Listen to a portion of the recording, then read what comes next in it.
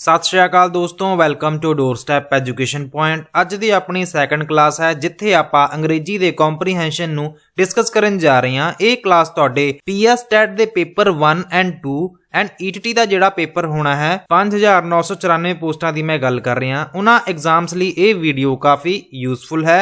तुसी इस वीडियो नू बड़े ही ध्यान नाल वेखना है। हो सकता है कि अज दी क्लास विच तुहानू अंग्रेजी थोड़ी बहुत औखी लगे, बट तुसी घबराउणा बिल्कुल भी नहीं है क्योंकि आपां बड़े ही बेसिक तरीके नाल कॉम्प्रीहेंशन नू समझण दी कोशिश करांगे एंड नाल ही जिन्ने भी प्रश्न होणगे उन्हां नू सॉल्व करन दी कोशिश करके अंग्रेजी दी प्रिपरेशन नू वधिया तरीके नाल करांगे। सो शुरू करदे हां अज दी अपनी वीडियो नू शुरू करन तो पहला चैनल नू सबसक्राइब जरूर कर लिओ एंड इस वीडियो नू लाइक भी कर दिओ क्योंकि असी इस तरह दियां इनफॉर्मेटिव एंड इंटरेस्टिंग वीडियोस बनाउंदे रहने हां।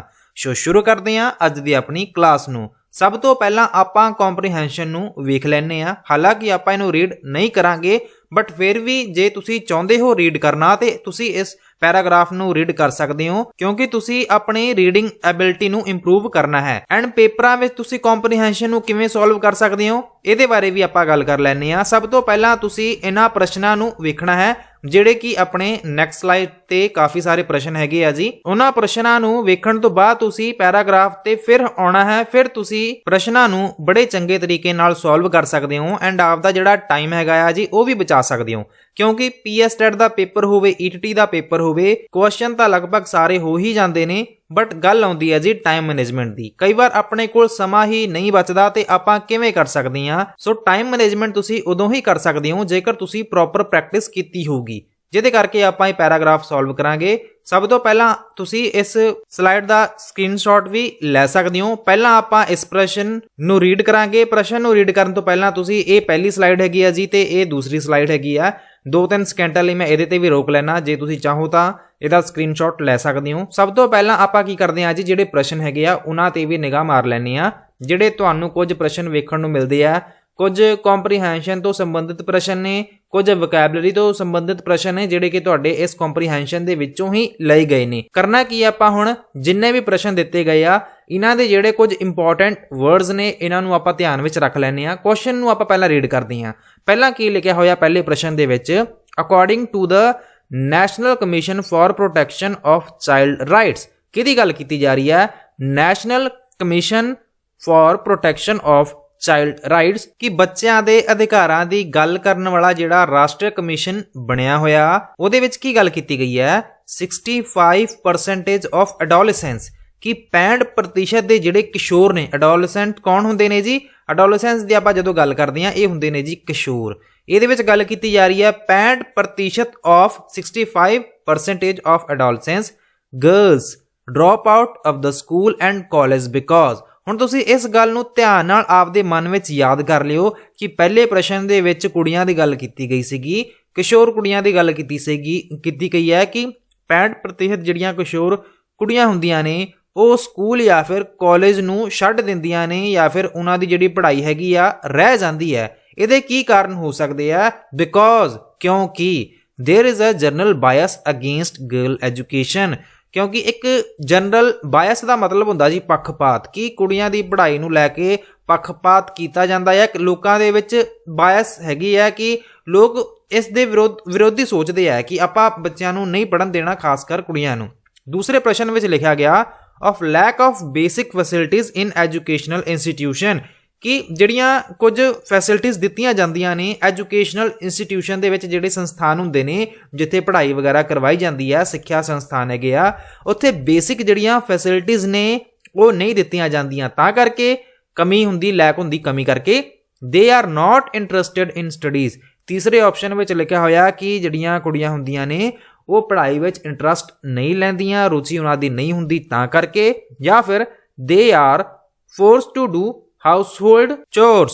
ਇਹਦਾ ਮਤਲਬ ਹੈਗਾ ਜੀ ਕਿ ਦੇ ਆਰ ਫੋਰਸਡ, ਉਹਨਾਂ ਨੂੰ ਕੀ ਕੀਤਾ ਜਾਂਦਾ? ਫੋਰਸ ਕੀਤਾ ਜਾਂਦਾ ਆ ਕਿ ਧੱਕੇ ਨਾਲ ਉਹਨਾਂ ਤੋਂ ਜਿਹੜਾ ਘਰ ਦਾ ਕੰਮ ਹੈ। ਹਾਊਸਹੋਲਡ ਚੋਰਸ ਦਾ ਮਤਲਬ ਹੁੰਦਾ ਆ ਕਿ ਘਰ ਦੇ ਕੰਮ ਧੱਕੇ ਨਾਲ ਕਰਵਾਏ ਜਾਂਦੇ ਆ। ਪਹਿਲਾ ਪ੍ਰਸ਼ਨ ਯਾਦ ਕਰ ਲਿਓ ਜਿੱਥੇ ਗੱਲ ਕੀਤੀ ਗਈ ਹੈ ਕੁੜੀਆਂ ਦੀ ਗੱਲ ਕੀਤੀ ਗਈ ਹੈ ਕਿ 65% ਜਿਹੜੀਆਂ ਕਿਸ਼ੋਰ ਕੁੜੀਆਂ ਨੇ ਉਹ ਸਕੂਲ ਜਾਂ ਫਿਰ ਕਾਲਜ ਛੱਡ ਦਿੰਦੀਆਂ ਨੇ ਕਿਉਂਕਿ। ਠੀਕ ਹੈ ਜੀ। ਹੁਣ ਜਦੋਂ ਆਪਾਂ ਪੈਰਾਗ੍ਰਾਫ ਰੀਡ ਕਰਾਂਗੇ ਨਾ ਉਹਦੇ ਤੁਸੀਂ ਯਾਦ ਕਰਨਾ ਆ ਕਿ ਆਪਾਂ ਪਹਿਲੇ ਪ੍ਰਸ਼ਨ ਦੇ ਵਿੱਚ ਕੁਝ ਇਹੋ ਜਿਹੀਆਂ ਟਰਮਾਂ ਨੂੰ ਪੜਿਆ ਸੀਗਾ। ਵੀਡੀਓ ਬਣਾਉਣ ਦੇ ਵਿੱਚ ਹੀ ਟਾਈਮ ਲੱਗ ਰਿਹਾ, ਅਦਰਵਾਇਜ਼ ਤੁਸੀਂ ਜਦੋਂ ਆਪ ਸੋਲਵ ਕਰੋਗੇ ਨਾ ਤੇ ਤੁਹਾਨੂੰ ਇੰਨਾ ਸਮਾਂ ਨਹੀਂ ਲੱਗੇਗਾ, ਕਿਉਂਕਿ ਮੈਂ ਐਕਸਪਲੇਨ ਵੀ ਕਰ ਰਿਹਾ ਕਿ ਤੁਸੀਂ ਕਰਨਾ ਕਿਵੇਂ ਐਂਡ ਤੁਹਾਡੀ ਪ੍ਰੈਕਟਿਸ ਵੀ ਕਰਵਾ ਰਿਹਾ। ਸੋ ਹੁਣ ਆਪਾਂ ਇੱਕ ਵਾਰ ਦੂਸਰਾ ਜਿਹੜਾ ਪ੍ਰਸ਼ਨ ਹੈਗਾ ਉਹਨੂੰ ਵੇਖ ਲੈਂਦੇ ਆ। The basic purpose of the report is to, ਕਿ ਜਿਹੜੀ ਰਿਪੋਰਟ ਪੇਸ਼ ਕੀਤੀ ਗਈ ਹੈ, ਹੁਣ ਜਿਹੜਾ ਆਪਾਂ ਪੈਰਾਗ੍ਰਾਫ ਪੜਾਂਗੇ ਉਹਦੇ ਵਿੱਚ ਇੱਕ ਰਿਪੋਰਟ ਪੇਸ਼ ਕੀਤੀ ਗਈ ਹੋਊਗੀ, ਕਿਉਂਕਿ ਆਪਾਂ ਤਾਂ ਹਜੇ ਪੈਰਾਗ੍ਰਾਫ ਨਹੀਂ ਪੜਿਆ। ਸੋ ਆਪਾਂ ਅੰਦਾਜ਼ਾ ਲਗਾ ਰਹੇ ਹਾਂ ਕਿ ਜਿਹੜੀ ਰਿਪੋਰਟ ਪੇਸ਼ ਕੀਤੀ ਗਈ ਹੈ ਉਹ ਕੀ ਪਰਪਸ ਕੀ ਹੈ, ਉਹਦਾ ਕੀ ਕਾਰਨ ਹੈਗਾ ਆ, ਕਿਉਂ ਪੇਸ਼ ਕੀਤੀ ਗਈ ਹੈ। ਇੱਥੇ ਆਪਸ਼ਨਾਂ ਵਿੱਚ ਕੀ ਲਿਖਿਆ ਹੋਇਆ, motivate parents to support and encourage girls education.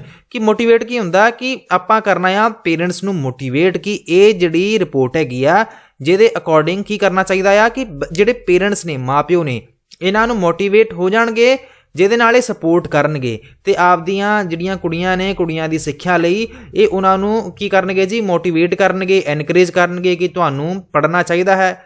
ਕਿ ਇਹ ਹੋਗਾ ਜਾਂ ਫਿਰ ਅੰਡਰਲਾਈਨ ਦਾ importance of orientation programme for teachers, ਕਿ ਜਿਹੜੀਆਂ ਇੰਪੋਰਟੈਂਸ, ਮਹੱਤਤਾ ਦੀ ਗੱਲ ਕੀਤੀ ਜਾ ਰਹੀ ਹੈ ਕਿ ਉਹਨਾਂ ਪ੍ਰੋਗਰਾਮਸ ਨੂੰ ਜਿਹੜੇ ਟੀਚਰ ਲਈ ਬਣਾਏ ਗਏ ਆ ਉਹਨਾਂ ਨੂੰ ਅੰਡਰਲਾਈਨ ਕਰਨਾ, ਜਾਂ ਫਿਰ rope in all stakeholder to promote girl education. Rope in ਦਾ ਮਤਲਬ ਹੁੰਦਾ ਪਰਸੂਏਡ ਕਰਨਾ, ਕਿ ਜਿੰਨੇ ਵੀ ਸਟੇਕ ਹੋਲਡਰਸ ਹੈਗੇ ਆ ਉਹਨਾਂ ਨੂੰ ਸਾਰਿਆਂ ਨੂੰ ਇਕੱਠੇ ਕਰਕੇ ਇਹ ਕਹਿਣਾ ਕਿ ਪ੍ਰਮੋਟ ਗਰਲ ਐਜੂਕੇਸ਼ਨ, ਕਿ ਬੱਚਿਆਂ ਦੇ ਲਈ, ਕੁੜੀਆਂ ਦੀ ਲਈ ਜਿਹੜੀ ਸਿੱਖਿਆ ਹੈਗੀ ਆ ਇਹਨੂੰ ਕੀ ਕੀਤਾ ਜਾਵੇ, ਪ੍ਰਮੋਟ ਕੀਤਾ ਜਾਵੇ। ਜਾਂ ਫਿਰ option number D, highlight the shortcoming of the present formal education system. ਕਿ ਹਾਈਲਾਈਟ ਕਰਨਾ, ਕੀ ਹਾਈਲਾਈਟ ਕਰਨਾ, ਜਿਹੜੀਆਂ ਕਮੀਆਂ ਨੇ, ਸ਼ਾਰਟਕਮਿੰਗਸ ਨੇ ਪ੍ਰੈਜ਼ੈਂਟ ਫਾਰਮਲ ਐਜੂਕੇਸ਼ਨ ਸਿਸਟਮ ਦੇ ਵਿੱਚ, ਕਿ ਅੱਜ ਦੇ ਟਾਈਮ ਵਿੱਚ ਜਿਹੜੀ ਸਿੱਖਿਆ ਆਪਾਂ ਨੂੰ ਦਿੱਤੀ ਜਾ ਰਹੀ ਹੈ ਖਾਸ ਕਰਕੇ ਕੁੜੀਆਂ ਨੂੰ, ਉਹਦੇ ਵਿੱਚ ਕੀ ਕੀਤਾ ਜਾਵੇ, ਉਹਦੇ ਵਿੱਚ ਉਹਨਾਂ ਕਮੀਆਂ ਨੂੰ ਹਾਈਲਾਈਟ ਕੀਤਾ ਜਾਵੇ। ਕਿ ਇਹਦਾ ਇਹ ਪਰਪਸ ਹੈਗਾ ਆ, ਜਿਹੜੀ ਬੇਸਿਕ ਰਿਪੋਰਟ, ਜਿਹੜੀ ਪਰਪਸ ਹੈਗਾ ਆ ਇਸ ਰਿਪੋਰਟ ਦਾ। ਅੱਗੇ ਵੇਖ ਲੈਂਦੇ ਆ ਅਗਲਾ ਪ੍ਰਸ਼ਨ, the main shortcoming of formal education system according to the writer is. ਕਿ ਜਦੋਂ ਵੀ ਆਪਾਂ ਉਸ ਪੈਰਾਗ੍ਰਾਫ ਨੂੰ, ਉਸ ਕੰਪਰੀਹੈਂਸ਼ਨ ਨੂੰ ਪੜਾਂਗੇ ਤੇ ਆਪਾਂ ਉਹਦੇ ਵਿੱਚ ਇਹ ਵੀ ਧਿਆਨ ਰੱਖਾਂਗੇ ਕਿ ਫਾਰਮਲ ਐਜੂਕੇਸ਼ਨ ਦੀ ਕੀ ਸ਼ਾਰਟਕਮਿੰਗ ਹੈਗੀ ਹੈ ਉਸ ਰਾਈਟਰ ਦੇ ਅਕੋਰਡਿੰਗ, ਕਿਉਂਕਿ ਉਸ ਪੈਰਾਗ੍ਰਾਫ ਨੂੰ, ਉਸ ਕੰਪਰੀਹੈਂਸ਼ਨ ਨੂੰ ਕਿਸੇ ਨੇ ਤਾਂ ਲਿਖਿਆ ਹੀ ਹੈ ਨਾ। ਸੋ ਆਪਾਂ ਉਹਨੂੰ ਵੀ ਧਿਆਨ ਨਾਲ ਵੇਖਾਂਗੇ। ਆਪਸ਼ਨਾਂ ਨੂੰ ਵੇਖੋ, ਟੂ ਮਚ ਐਮਫਸਿਸ ਔਨ ਰੋਟ ਲਰਨਿੰਗ, ਕਿ ਜਿਹੜੀ ਰੱਟਾਫਿਕੇਸ਼ਨ ਹੈਗੀ ਆ ਉਹਦੇ ਤੇ ਆਪਾਂ ਬਹੁਤ ਜ਼ਿਆਦਾ ਜ਼ੋਰ ਦਿੰਨੇ ਆ। Lack of enthusiasm on the part of teachers, ਕਿ ਜਿਹੜਾ ਐਂਥੂਸੀਆਜ਼ਮ ਹੁੰਦਾ ਆ, ਜੋਸ਼ ਦੀ ਇੱਥੇ ਗੱਲ ਕੀਤੀ ਜਾ ਰਹੀ ਹੈ ਕਿ ਜਿਹੜੇ ਟੀਚਰਸ ਨੇ ਉੱਥੇ ਜਿਹੜਾ ਜੋਸ਼ ਹੈਗਾ ਜੀ ਬਹੁਤ ਘੱਟ ਵੇਖਣ ਨੂੰ ਮਿਲਦਾ ਹੈ। ਜਾਂ ਫਿਰ ਆਊਟਡੇਟਡ ਪੈਡਾਗੋਜੀ ਹੁੰਦਾ ਹੈ ਜੀ ਸਿੱਖਿਆ ਸ਼ਾਸਤਰ, ਕਿ ਬਹੁਤ ਹੀ ਪੁਰਾਣਾ ਜਿਹੜਾ ਸਿੱਖਿਆ ਸ਼ਾਸਤਰ ਹੈਗਾ ਆ। ਆਊਟਡੇਟਡ ਦਾ ਮਤਲਬ ਹੁੰਦਾ ਕਿ ਜਿਹੜਾ ਅੱਜ ਦੇ ਟਾਈਮ ਵਿੱਚ ਨਾ ਚੱਲਦਾ ਹੋਵੇ। ਕਈ ਵਾਰ ਵੇਖਿਆ ਹੋਣਾ ਕਿ ਕੁਝ ਐਪਲੀਕੇਸ਼ਨਾਂ ਹੁੰਦੀਆਂ ਨੇ ਤੁਹਾਡੇ ਮੋਬਾਈਲ ਫੋਨ ਦੇ ਵਿੱਚ, 5 ਮਹੀਨੇ ਬਾਅਦ, 6 ਮਹੀਨੇ ਬਾਅਦ, ਮੰਨ ਲਓ ਤੁਸੀਂ ਕੋਈ ਐਪਲੀਕੇਸ਼ਨ ਡਾਊਨਲੋਡ ਨਹੀਂ ਕੀਤੀ, ਅਪਡੇਟ ਨਹੀਂ ਕੀਤੀ, ਤੇ ਉੱਥੇ ਆ ਜਾਂਦਾ ਕਿ ਆਊਟਡੇਟਡ ਸੌਫਟਵੇਅਰ, ਕਿ ਮਤਲਬ ਉਹ ਅੱਜ ਦੇ ਟਾਈਮ ਵਿੱਚ ਉਹ ਸੌਫਟਵੇਅਰ ਨਹੀਂ ਚੱਲ ਸਕਦਾ। ਸੋ ਜਿਹੜੀ ਪੈਡਾਗੋਜੀ ਪਹਿਲਾਂ ਵਾਲੀ ਬਣਾਈ ਗਈ ਹੈ ਉਹ ਹੁਣ ਆਪਾਂ ਜਦੋਂ ਲਾਗੂ ਕਰਾਂਗੇ ਤੇ ਉਹਨੂੰ ਆਪਾਂ ਆਊਟਡੇਟਡ ਕਵਾਂਗੇ, ਕਿਉਂਕਿ ਅੱਜ ਦੇ ਟਾਈਮ ਵਿੱਚ ਉਹ ਪੈਡਾਗੋਜੀ, ਸਿੱਖਿਆ ਸ਼ਾਸਤਰ ਦੇ ਰੂਲਸ ਨਹੀਂ ਲਾਗੂ ਹੋਣਗੇ। ਸੋ ਇੱਥੇ ਇਹ ਗੱਲ ਲਿਖੀ ਹੋਈ ਹੈ, ਆਊਟਡੇਟਡ ਦਾ ਮਤਲਬ ਇਹ ਹੁੰਦਾ, ਆਊਟਡੇਟਡ ਪੈਡਾਗੋਜੀ ਜਾਂ ਫਿਰ our failure to equip student with livelihood skills, ਕਿ ਆਪਣਾ ਇਹ ਫੇਲੀਅਰ ਹੈਗਾ ਆ। ਕੀ ਫੇਲੀਅਰ ਹੈ? ਟੂ ਇਕੁਇਪ ਸਟੂਡੈਂਟਸ, ਕਿ ਜਿਹੜੇ ਅੱਜ ਦੇ ਜਿਹੜੇ ਵਿਦਿਆਰਥੀ ਨੇ ਉਹਨਾਂ ਨੂੰ ਆਪਾਂ, ਲਾਈਵਲੀਹੁੱਡ ਦਾ ਕੀ ਮਤਲਬ ਹੁੰਦਾ? ਲਾਈਵਲੀਹੁੱਡ ਹੁੰਦਾ ਜੀ ਰੋਜੀ ਰੋਟੀ, ਕਿ ਆਪਾਂ ਉਹਨਾਂ ਬੱਚਿਆਂ ਨੂੰ ਰੋਜੀ ਕਮਾਉਣ ਦੇ ਲਈ, ਪੈਸੇ ਕਮਾਉਣ ਦੇ ਲਈ ਆਪਾਂ ਬੱਚਿਆਂ ਨੂੰ ਸਕਿੱਲ ਜਿਹੜਾ ਹੈਗਾ ਆ, ਕੌਸ਼ਲ ਹੈਗਾ ਆ, ਉਹ ਨਹੀਂ ਦੇ ਪਾ ਰਹੇ, ਆਪਾਂ ਫੇਲ ਹੋ ਰਹੇ ਹਾਂ ਇਸ ਗੱਲ ਦੇ ਵਿੱਚ। ਕੀ ਆਪਸ਼ਨ ਨੰਬਰ ਡੀ ਜਵਾਬ ਸਹੀ ਹੋਵੇਗਾ। ਅੱਗੇ ਵੇਖੋ, ਰੀਡ ਦ ਫੋਲੋਇੰਗ ਸਟੇਟਮੈਂਟ, ਆਪਾਂ ਇਹਨਾਂ ਸਟੇਟਮੈਂਟ ਨੂੰ ਵੇਖ ਲੈਂਦੇ ਆ। Economic empowerment of women will end gender equality, ਕਿ ਇਕਨੋਮਿਕ ਐਮਪਾਵਰਮੈਂਟ ਕੀ ਹੁੰਦੀ ਹੈ? ਇੰਪਾਵਰਮੈਂਟ ਤਾਂ ਹੁੰਦੀ ਹੈ ਜੀ ਸਸ਼ਕਤੀਕਰਨ, ਸਸ਼ਕਤੀਕਰਨ ਦੇ ਨਾਲ ਇੱਥੇ ਇਕਨੋਮਿਕ ਵੀ ਲਾਇਆ ਹੋਇਆ, ਕਿ ਆਰਥਿਕ ਸਸ਼ਕਤੀਕਰਨ ਆਫ ਵੂਮਨ, ਕਿ ਸਸ਼ਕਤੀਕਰਨ ਭਾਵ ਇਹ ਕਿ ਫਾਈਨੈਂਸ਼ਲੀ ਜਦੋਂ ਕੋਈ ਵੂਮਨ ਹੈਗੀ ਆ, ਫੀਮੇਲ ਹੈਗੀ ਆ, ਕੁੜੀ ਹੈਗੀ ਆ, ਮਜ਼ਬੂਤ ਹੁੰਦੀ ਹੈ, ਇਹਦੇ ਨਾਲ ਕੀ ਹੋਊਗਾ? ਵਿਲ ਐਂਡ ਜੈਂਡਰ ਇਕੁਐਲਿਟੀ, ਕੀ ਹੋਊਗਾ? ਜੈਂਡਰ ਇਕੁਐਲਿਟੀ ਜਿਹੜੀ ਹੈਗੀ ਆ, ਕਿ ਲਿੰਗ ਦੇ ਆਧਾਰ ਤੇ ਜਿਹੜੀ ਅਸਮਾਨਤਾ ਪਾਈ ਜਾਂਦੀ ਹੈ ਉਹ ਵੀ ਘਟੂਗੀ। ਇੱਥੇ ਇਹ ਗੱਲ ਲਿਖੀ ਹੋਈ ਹੈ। And economic empowerment of woman, ਇਹ ਵਰਡ ਵੀ ਯਾਦ ਰੱਖਿਓ ਜਦੋਂ ਆਪਾਂ ਪੈਰਾਗ੍ਰਾਫ ਪੜਾਂਗੇ। ਇਹ ਪ੍ਰਸ਼ਨ ਦਾ ਜਿਹੜਾ ਜਵਾਬ ਹੈਗਾ ਇਹ ਵੀ ਦੇਣ ਦੀ ਕੋਸ਼ਿਸ਼ ਕਰਾਂਗੇ। ਦੂਸਰੇ ਨੰਬਰ ਤੇ ਲਿਖਿਆ ਹੋਇਆ, large number of adolescence girls drop out of school for lack of basic facilities कि बहुत ज़्यादा जड़ियाँ कुड़ियाँ ने किशोर कुड़ियाँ ने large number of adolescence girl drop out of school for lack of basic facilities. ਇਹਦਾ ਮਤਲਬ ਇਹ ਆ ਕਿ ਜਿਹੜੀਆਂ ਲਾਰਜ ਨੰਬਰ ਦੇ ਵਿੱਚ ਜਿਹੜੀਆਂ ਕਿਸ਼ੋਰ ਕੁੜੀਆਂ ਹੁੰਦੀਆਂ ਨੇ ਉਹ ਕੀ ਕਰਦੀਆਂ ਨੇ ਜੀ ਸਕੂਲ ਛੱਡ ਦਿੰਦੀਆਂ ਨੇ। ਕਿਉਂ? ਕਿਉਂਕਿ ਉਹਨਾਂ ਨੂੰ ਜਿਹੜੀਆਂ ਬੇਸਿਕ ਫੈਸਿਲਿਟੀਜ਼ ਨੇ ਉਹ ਨਹੀਂ ਮਿਲ ਪਾਉਂਦੀਆਂ। ਹੁਣ ਇਹਨਾਂ ਆਪਸ਼ਨਾਂ ਨੂੰ ਵੇਖੋ ਕਿ A ਤਾਂ ਸਹੀ ਹੈ ਪਰ B ਗਲਤ ਹੈ। ਦੂਸਰੇ 'ਚ ਲਿਖਿਆ ਹੋਇਆ A ਵੀ ਸਹੀ ਹੈ ਤੇ B ਗਲਤ ਹੈ। ਇਹਦੇ ਵਿੱਚ ਲਿਖਿਆ ਹੋਇਆ C 'ਚ B ਤਾਂ ਸਹੀ ਹੈ ਪਰ A ਗਲਤ ਹੈ, ਜਾਂ ਫਿਰ both A and B are true ਕਿ ਦੋਨੋਂ ਹੀ ਸਹੀ ਨੇ। ਪਹਿਲਾਂ ਆਪਾਂ ਪੈਰਾਗ੍ਰਾਫ ਪੜਾਂਗੇ ਫਿਰ ਇਹਦਾ ਜਵਾਬ ਦੇਵਾਂਗੇ। ਇੱਕ ਵਾਰ ਆ ਵੇਖ ਲਓ, ਇਹ ਕੁਝ ਵੋਕੈਬਲਰੀ ਬੇਸਡ ਪ੍ਰਸ਼ਨ ਹੈਗੇ ਆ। Which of the following word is similar in meaning to the word resilience. ਇਹ ਜਿਹੜਾ ਕੁਐਸਚਨ ਹੈਗਾ ਜੀ ਇਹਦੇ ਲਈ ਤੁਹਾਨੂੰ ਪੈਰਾਗ੍ਰਾਫ ਪੜ੍ਹਨ ਦੀ ਲੋੜ ਨਹੀਂ ਹੈਗੀ। ਹਾਲਾਂਕਿ ਜਿਹੜੀ ਆਪਣੀ ਪਹਿਲੀ ਵੀਡੀਓ ਬਣਾਈ ਸੀਗੀ ਨਾ ਉਹਦੇ ਵਿੱਚ ਇਹ ਵਰਡ ਆਇਆ ਸੀ। ਜੇਕਰ ਤੁਸੀਂ ਉਹ ਵੀਡੀਓ ਧਿਆਨ ਨਾਲ ਵੇਖੀ ਹੋਊਗੀ ਨਾ ਤੇ ਤੁਸੀਂ ਇਸ ਵੀਡੀਓ ਦੇ ਵਿੱਚ ਇਹਦਾ ਜਵਾਬ ਹੈਗਾ ਉਹ ਜ਼ਰੂਰ ਸਹੀ ਦਵੋਗੇ। ਇੱਕ ਵਾਰ ਮੈਂ ਪੰਜਾਬੀ ਵਿੱਚ ਉੱਥੇ ਨਾ ਮੈਂਸ਼ਨ ਕੀਤਾ ਸੀਗਾ ਕਿ ਰੈਜ਼ੀਲੀਅੰਸ ਵਰਡ ਦਾ ਮੀਨਿੰਗ ਹੁੰਦਾ ਕੀ ਹੈ, flexibility, suitability, masculinity, ability. Ability ਹੁੰਦੀ ਯੋਗਤਾ। ਬਾਕੀ ਦੇ ਵਰਡਸ ਵੀ ਆਪਾਂ ਵੇਖਾਂਗੇ। ਪਹਿਲਾਂ ਆਪਾਂ ਵੇਖ ਲਈਏ 6th question. Which of the following word is opposite in meaning. ਅਬ ਤੁਸੀਂ ਐਂਟੋਨੀਅਮ ਦੱਸਣਾ ਆ। ਐਂਟੋਨੀਅਮ ਕਿਹਦਾ ਦੱਸਣਾ ਆ? ਪਹਿਲਾਂ ਤਾਂ ਤੁਹਾਡੇ ਤੋਂ ਸਿਨੋਨੀਅਮ ਪੁੱਛਿਆ ਗਿਆ ਜਿਹੜਾ ਕਿ 5ਵਾਂ ਪ੍ਰਸ਼ਨ ਸੀ। ਇੱਥੇ ਤੁਹਾਨੂੰ ਪੁੱਛਿਆ ਜਾ ਰਿਹਾ ਐਂਟੋਨੀਅਮ। ਕਾਹਦਾ ਐਂਟੋਨੀਅਮ ਪੁੱਛਿਆ ਜਾ ਰਿਹਾ? ਮੈਜੋਰਟੀ ਦਾ। ਮੈਜੋਰਟੀ ਐਜ਼ ਯੂਜ਼ਡ ਇਨ ਦ ਪੈਸੇਜ ਪੈਰਾ 3 ਦੇ ਵਿੱਚ ਇੱਕ ਮੈਜੋਰਟੀ ਵਰਡ ਲਿਖਿਆ ਹੋਊਗਾ ਐਂਡ ਉਹਦਾ ਤੁਸੀਂ ਕੀ ਦੱਸਣਾ ਆ? ਤੁਸੀਂ ਉਹਦਾ ਐਂਟੋਨੀਅਮ ਦੱਸਣਾ ਆ, ਵਿਰੋਧੀ ਸ਼ਬਦ ਦੱਸਣਾ ਆ। ਪਲੂਰਿਟੀ, ਪਲੂਰੈਲਿਟੀ, ਇਕੁਐਲਿਟੀ, ਮਾਈਨੋਰਿਟੀ, ਪ੍ਰਾਇੋਰਟੀ। ਕੀ ਜਵਾਬ ਇਹਦਾ ਸਹੀ ਹੋਊਗਾ ਜੀ? ਅਗਲੇ ਪ੍ਰਸ਼ਨ ਨੂੰ ਵੇਖ ਲੈਂਦੇ ਆ। Which part of speech is underlined word in the following sentence. ਕਿ ਇੱਕ ਗ੍ਰਾਮਰ ਬੇਸਡ ਪ੍ਰਸ਼ਨ ਹੈ। ਇੱਥੇ ਇੱਕ ਅੰਡਰਲਾਈਨ ਕੀਤਾ ਹੋਇਆ ਵਰਡ। ਪਹਿਲਾਂ ਆਪਾਂ ਸੈਂਟੈਂਸ ਪੜ੍ਹ ਲੈਂਦੇ ਆ। Economic empowerment of adolescence girls will boost dash confidence. ਕੀ ਜਵਾਬ ਹੋਊਗਾ? ਨਾਊਨ, ਪ੍ਰੋਨਾਊਨ, ਐਡਵਰਬ ਜਾਂ ਫਿਰ ਕੰਜੰਕਸ਼ਨ। ਇਹਦੀ ਗੱਲ ਆਪਾਂ ਬਾਅਦ ਵਿੱਚ ਕਰਾਂਗੇ। ਪਹਿਲਾਂ ਆਪਾਂ ਵੇਖ ਲਈਏ 8th ਪ੍ਰਸ਼ਨ। ਇਸ ਪ੍ਰਸ਼ਨ ਦੇ ਵਿੱਚ ਤੁਸੀਂ ਐਰਰ ਲੱਭਣਾ ਆ, ਇਹ ਦੱਸਣਾ ਆ ਕਿ ਕਿਹੜਾ ਪਾਰਟ ਗਲਤ ਹੈ। ਜਿਵੇਂ ਕਿ ਇਹ ਜਿਹੜਾ ਸੈਂਟੈਂਸ ਹੈ ਇਹਨੂੰ 4 ਭਾਗਾਂ ਵਿੱਚ ਵੰਡਿਆ ਹੋਇਆ।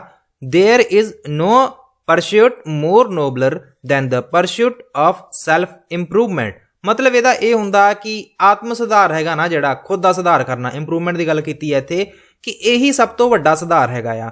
ਸੋ ਇੱਥੇ ਦੱਸੋ ਕੀ ਗਲਤ ਹੋਊਗਾ? ਜਿਵੇਂ ਕਿ ਇਹ ਸੈਂਟੈਂਸ ਹੈਗਾ ਨਾ, ਮਤਲਬ ਇਹਨੂੰ 4 ਭਾਗਾਂ ਵਿੱਚ ਵੰਡਿਆ ਹੋਇਆ। There is no pursuit more nobler than, B ਦੇ ਵਿੱਚ ਲਿਖਿਆ ਹੋਇਆ ਇਹ, C 'ਚ ਲਿਖਿਆ ਹੋਇਆ the pursuit of, option number D 'ਚ ਲਿਖਿਆ ਹੋਇਆ ਸੈਲਫ ਇੰਪਰੂਵਮੈਂਟ। ਇਹਦੀ ਗੱਲ ਵੀ ਆਪਾਂ ਕਰਾਂਗੇ ਲਾਸਟ ਵਿੱਚ। ਇਹਦਾ ਕੋਈ ਪੈਸੇਜ ਨਾਲ ਕੋਈ ਹੈ ਨਹੀਂਗਾ ਸਿੱਧਾ ਸੰਬੰਧ, ਇਹਦੀ ਆਪਾਂ ਗੱਲ ਬਾਅਦ ਵਿੱਚ ਕਰਾਂਗੇ। ਇਹ ਲਾਸਟ ਪ੍ਰਸ਼ਨ ਆ ਵੈਸੇ। ਪਹਿਲਾਂ ਹੁਣ ਆਪਾਂ ਚੱਲਦੇ ਹਾਂ ਪੈਰਾਗ੍ਰਾਫ ਰੀਡ ਕਰਨ।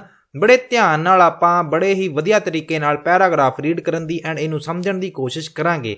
ਜੇਕਰ ਤੁਸੀਂ ਚਾਹੁੰਦੇ ਹੋ ਤਾਂ ਤੁਸੀਂ ਆਪ ਵੀ ਵੀਡੀਓ ਨੂੰ ਪੌਜ਼ ਕਰਨ ਤੋਂ ਬਾਅਦ ਖੁਦ ਵੀ ਰੀਡ ਕਰ ਸਕਦੇ ਹੋ ਤੇ ਮੈਂ ਵੀ ਹੁਣ ਰੀਡ ਕਰਾਉਣ ਜਾ ਰਿਹਾ। ਸੋ ਵੇਖਦੇ ਹਾਂ। ਪਹਿਲੇ ਇੱਥੇ ਇਹ ਜਿਹੜਾ ਪੈਰਾਗ੍ਰਾਫ ਹੈਗਾ ਨਾ ਇਹਨੂੰ 6 ਪੁਆਇੰਟ ਵਿੱਚ ਵੰਡਿਆ ਹੋਇਆ। ਸੋ ਪਹਿਲਾ ਪੈਰਾਗ੍ਰਾਫ ਵਿੱਚ ਕੀ ਲਿਖਿਆ ਹੋਇਆ? Across India 39.4% girls need 15 to 18 years dropout of school and college according to recent report by National Commission for Protection of Child Rights। ਕਿ ਇੱਕ ਕਮਿਸ਼ਨ ਬਣਿਆ ਹੋਇਆ ਜਿਹੜਾ ਕੀ ਕਰਦਾ ਆ? ਬੱਚਿਆਂ ਦੇ ਅਧਿਕਾਰਾਂ ਦੀ ਰੱਖਿਆ ਕਰਦਾ ਆ। ਉਹਦਾ ਕੀ ਨਾਮ ਹੈ? National commission for protection of child rights. ਠੀਕ ਆ। ਇਹਨਾਂ ਨੇ ਇੱਕ ਰਿਪੋਰਟ ਬਣਾਈ ਆ ਐਂਡ ਇਹਨਾਂ ਦੀ ਰਿਪੋਰਟ ਦੇ ਅਕੋਰਡਿੰਗ ਕੀ ਗੱਲ ਕੀਤੀ ਜਾ ਰਹੀ ਹੈ ਕਿ ਭਾਰਤ ਵਿੱਚ ਲਗਭਗ 39.4% ਜਿਹੜੀਆਂ ਕੁੜੀਆਂ ਨੇ ਐਂਡ ਉਹਨਾਂ ਦੀ ਏਜ ਕਿੰਨੀ ਆ?